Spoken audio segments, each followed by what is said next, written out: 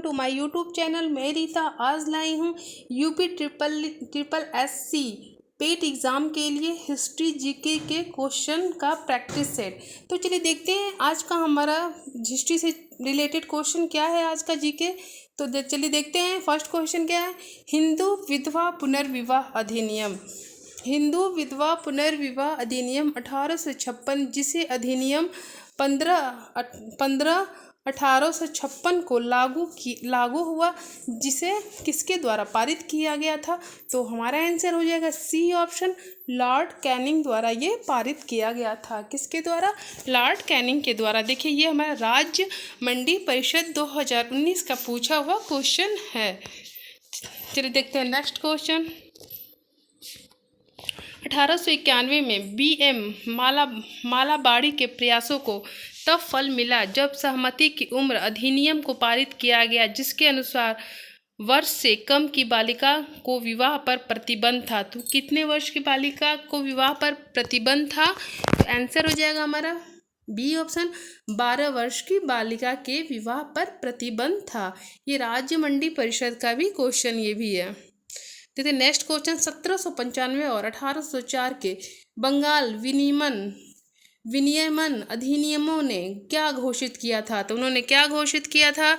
तो कन्या हत्या को अवैध घोषित किया था। क्या किया था? कन्या हत्या को अवैध घोषित किया था। हमारा आंसर क्या है? B option. चलिए देखते हैं नेक्स्ट क्वेश्चन। हंटर आयोग ने किसके विकास पर अधिक बल दिया? हंटर आयोग ने किसके विकास पर अधिक बल दिया? तो हमारा आंसर हो जाएगा प्राथमिक शिक्षा पर। किस पे?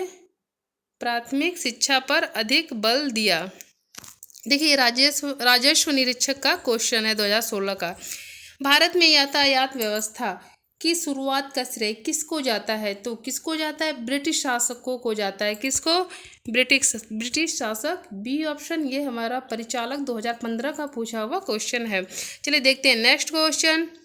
सर्वप्रथम महालवाड़ी प्रणाली कहाँ लागू की गई थी?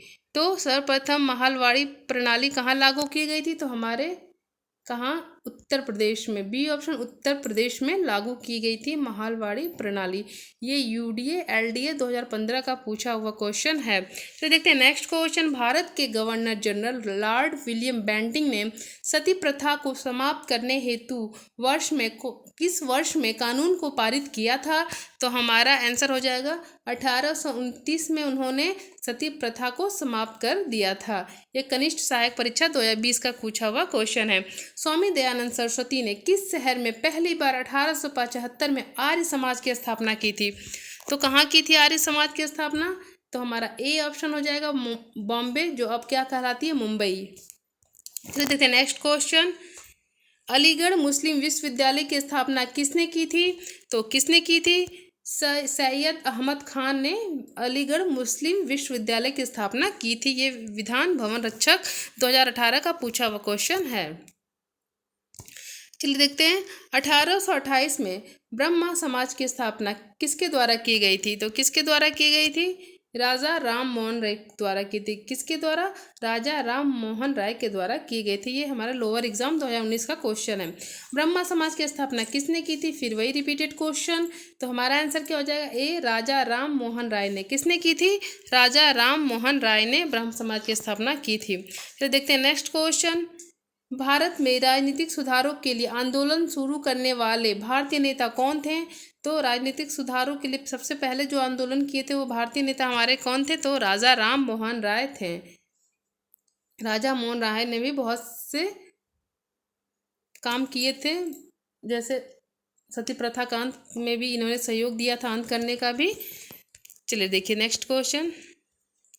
आर्य समाज की स्थापना किसने की थी? तो किसने की थी? स्वामी दयानंद सरस्वती ने हमारी आर्य समाज की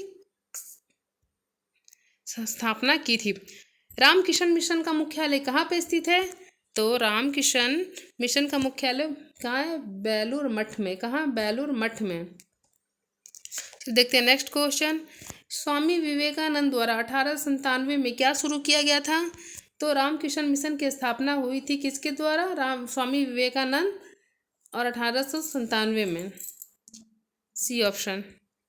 ये राज्य मंडी परिषद 2019 का क्वेश्चन है।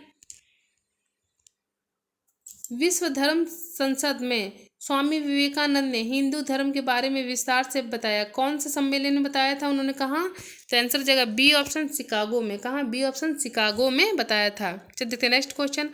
हड़प्पा काल का इनमें से कौन सा नगर 3 भागों में विभाजित था? कौन सा नगर जो था 3 भागों में विभाजित था? हमारा धौलावीरा। क्या था? धौलावीरा। मोहनजोदड़ो शब्द का अर्थ क्या है? Mount of the dead. क्या है?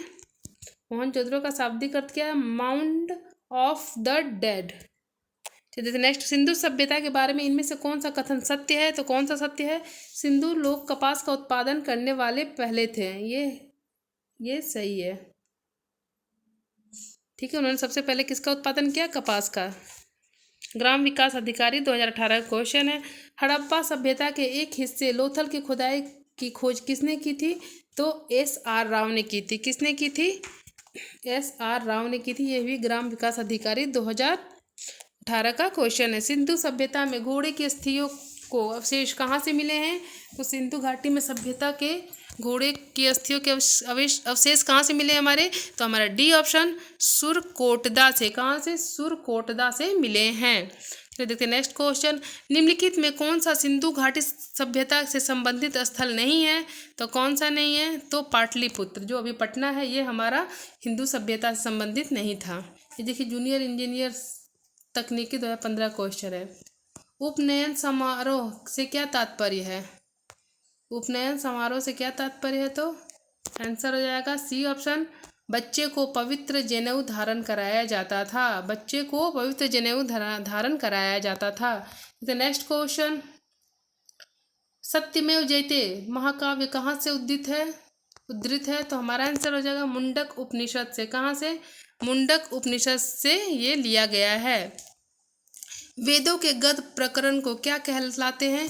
वेदों के जो गद्य प्रकरण है क्या कहलाते हैं? तो क्या कहलाते हैं? तो ब्राह्मण। ए बी ऑप्शन क्या कहलाते हैं? ब्राह्मण कहलाते हैं। देखते हैं नेक्स्ट क्वेश्चन। निम्नलिखित में से कौन सा ज्ञान के सिद्धांत पर बल देता है? तो कौन देता है? उपनिषद देता है। क्या देता है? उपनिषद ज्ञान के सिद्धांत पर बल देता है। यह स्टेनोग्राफर का क्वेश्चन है 2015 का। ऋग्वेद में निम्नलिखित में से किस देवता का सर्वाधिक महत्ता का वर्णन है? मतलब किस देवता का ज़्यादा उच्चारण हुआ है इसमें? तो बी ऑप्शन, इंद्र। किसका? इंद्र। चलिए देखते हैं नेक्स्ट क्वेश्चन। प्राचीनतम वेद कौन सा है? तो सबको पता है, ऋग्वेद। आंसर क्या हो जाएगा? A option, Rigveda. निम्नलिखित में से किस भारतीय पुरातन ग्रंथ में अपराध और अपराधी का जिक्र आता है? तो अर्थशास्त्र में भी, मनुस्मृति में भी, न्याय मीमांसा में भी। तो किसमें? उपयुक्त सभी में हमें अपराध या अपराधी का जिक्र आता है। देख नेक्स्ट क्वेश्चन। मनुष्य जीवन का सर्वोत्तम ध्येय है केवलय, जिसका अर्थ क्या है? केवलय का अर्थ क्या है? तो इच्छाओं पर विजय प्राप्त करना हमारे केवलय का अर्थ है। केवलय का अर्थ क्या है? इच्छाओं पर अपनी विजय प्राप्त करना। 24वें जैन तीर्थकर या अंतिम तीर्थकर कौन थे? तो कौन थे? महावीर थे। पहले जैन तीर्थकर कौन थे? तो हमारे कौन थे? ऋषभ थे। पहले जैन तीर्थकर कौन थे? तो ऋषभ थे। चलिए देखते हैं नेक्स्ट क्वेश्चन। जैन धर्म में 3 रत्न दिए जाते हैं और उन्हें निर्वाण का मार्ग कहा जाता है। वे क्या हैं? तो हमारा आंसर हो जाएगा डी ऑप्शन, सही विश्वास, सही ज्ञान और सही आचरण। ये हमारे क्या हैं? 3 रत्न हैं जो दिए जाते थे शिक्षा में। चलिए देखते हैं नेक्स्ट क्वेश्चन। अशोक का सिंह चतुर्मुख स्तंभ शीर्ष एक स्तंभ पर था। किस पर था? तो हमारा आंसर हो जाएगा सारनाथ। कहाँ था? सारनाथ। कहाँ था? सारनाथ। अशोक के प्रधान शिलालेखों में सबसे बड़ा शिलालेख कौन सा है? तो 13वां शिलालेख है। कौन सा? 13वां शिलालेख जो है, जो सबसे बड़ा शिलालेख है। अशोक के आक्रमण के दौरान कलिंग की राजधानी कौन सी थी? तो कौन सी थी? तौशली। कौन सी थी? तौशली थी हमारी अशोक के आक्रमण के दौरान कलिंग की राजधानी। देवनाम प्रिय नाम है, नाम किसे दिया गया था? देवनाम प्रिय किसे दिया गया था? अशोक को दिया गया था। Next question. सम्राट अशोक का कौन सा शिलालेख कलिंग पर उनके विजय का उल्लेख करता है? तो कौन सा करता है कलिंग का? तो 13वां शिलालेख। कौन सा? 13वां शिलालेख। अशोक के कौन से शिलालेख में ब्राह्मी लिपि का प्रयोग नहीं किया गया था? तो कौन से शिलालेख में था? शहबाजगढ़ी। कौन था? शहबाजगढ़ी। ये देखिए राजस्व निरीक्षक 2016 का पूछा हुआ क्वेश्चन है। निम्नलिखित में से मौर्य काल का सर्वोत्तम प्रतिमान कौन सा है? तो हमारा हो जाएगा ए ऑप्शन, स्तंभ।